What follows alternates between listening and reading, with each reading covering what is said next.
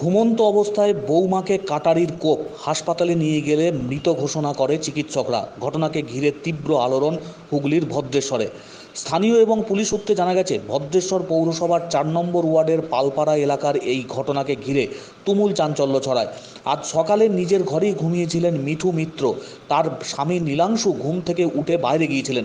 শ্বশুর হিমাংশু মিত্র ঘরে ঢুকে কাটারি দিয়ে বৌমার গলায় এলোপাতাড়ি কোপ মারতে থাকে। পাশেই ঘুমিয়েছিল মিঠুর ১০ বছরের মেয়ে। তার চিৎকারে প্রতিবেশীরা উঠে পড়ে, শ্বশুরকে ধরে ফেলে হাতে নাতে। আহত অবস্থায় চন্দননগর হাসপাতালে নিয়ে গেলে চিকিৎসক ওই বধূকে মৃত বলে ঘোষণা করে। ঘটনায় অভিযুক্ত শ্বশুরকে গ্রেপ্তার করেছে ভদ্রেশ্বর থানার পুলিশ। যদিও কী কারণে এই খুন তা এখনও পর্যন্ত স্পষ্ট নয়। গোটা ঘটনাকে ঘিরে ধোঁয়াশা। তবে স্থানীয় বাসিন্দাদের অনুমান, পারিবারিক অশান্তির কারণেই এই নৃশংস ঘটনা ঘটেছে। বধূর পরিজন অভিযুক্তের কঠোর শাস্তির দাবি করেছেন। পুলিশ মৃতদেহ ময়নাতদন্তের জন্য পাঠিয়েছে ইমামবাড়া হাসপাতালে। গোটা ঘটনার তদন্ত শুরু হয়েছে। বাবা বহুদিন ধরেই আমার বউকে দেখতে পায় না। তার সাথে বাবাকে ইন্ধন দিত বাবার ২ মেয়ে। তাও আমার বউকে আমি বুঝিয়ে বলতাম যে ঠিক আছে, তুমি চুপ করো, বাবার কদিন আছে, ছেড়ে দাও, ঝগড়া করো না। যাও কিছু ওর যা অভিযোগ বাবা সব আমাকে বলতো, সব আমাকে বলতো, যাও বাবা। কিন্তু এটা যে আমি কি করে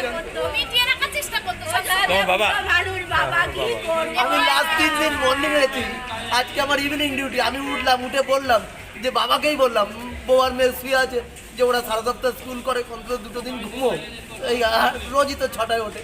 তা আমি বললাম যে ঠিক আছে তোমরা শুয়ে থাকো, আমি উঠে বেরোচ্ছি। বলে বাবাকে বললাম যে চা খাবে, না আমি চা খাবো।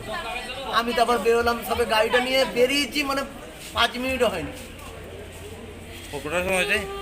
এই 8:40-40 হবে কাটারি দিয়ে।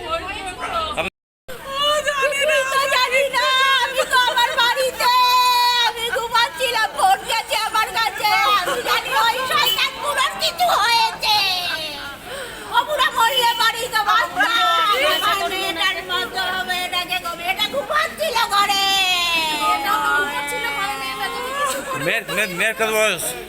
মেয়ের এই তো 26-27 বছর।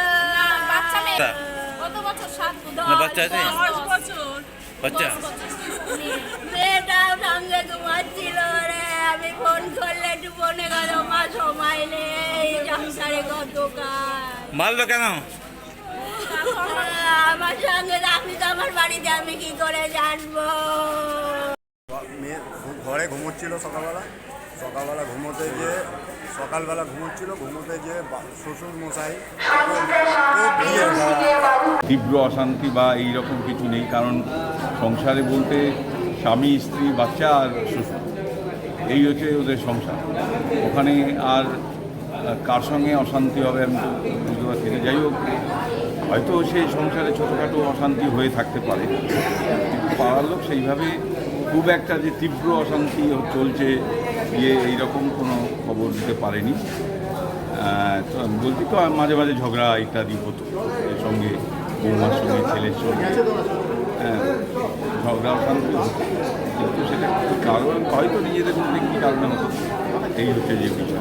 এই ঘটনাটা কি হয়েছিল আজ সকালবেলা? আজ সকালবেলা যখন ওনার ছেলে নীলাংশু মিত্র সে যখন বাইরে বের হওয়ার সময় ওর বাবা তিনি আগে দরজা দুটো বন্ধ করে দেয়, দুদিকে দরজা বন্ধ করে দিয়ে ঘুমন্ত অবস্থায় ওনার পুত্রবধূ মানে মিঠু মিত্র যে মারা গেছে, সেই যখন তার মেয়েকে নিয়ে ঘুমোচ্ছিল, সেই সময় শ্বশুর কাটারি দিয়ে তাকে মানে আঘাত করে বা কোপায়, যেটাকে বলা যেতে পারে। গলাতে তার কোপ দেয়, গলাতে যারা দেখেছে তারা বলেছে যে একেবারেই প্রায় বিচ্ছিন্ন হয়ে গেছে। এইটা আওয়াজ প্রথমে শুনে ওর মেয়ে শুনে ও ঘুমন্ত অবস্থায় ছিল, ঘুমন্ত অবস্থায় চোখ খুলে দেখে যে ওর দাদু ওর মাকে এই রকম করছে, মারধর করছে। তখন ও চিৎকার করে, ও বলে দাদু তুমি কেন করছো? তো কিছু তারপরে চিৎকার করতে থাকে, তারপরে বাঁচাও করে। তখন পাশের লোকেরা যাওয়ার চেষ্টা করে, কিন্তু দরজা খুলে যেতে পারে না, দরজা যেহেতু ভেতরে ছিল। পরে পাড়ার লোকেরা দরজাটা ভেঙে ভেতরে ঢোকার পরেও তিনি পাড়ার যে ছেলেটি ঢুকেছিল তাকে ভয় দেখায়, যে তুমি আসবে না, আসলে কিন্তু তোমাকেও আমি দিয়ে দেবো। তারপরে ওই ছেলের লোকজন ঢুকে যায়, তখন দেখে যে ওই খাটের উপরে বৌমার ওই রকম দেহ পড়ে রয়েছে। তখন ওইটা অ্যাম্বুলেন্সে করে এখানে নিয়ে আসা হয়, এখানে এসে মৃত। ওই লোকটাকে পুলিশ আটক করেছে, শ্বশুরকে? ওই লোকটিকে আটক করেছে।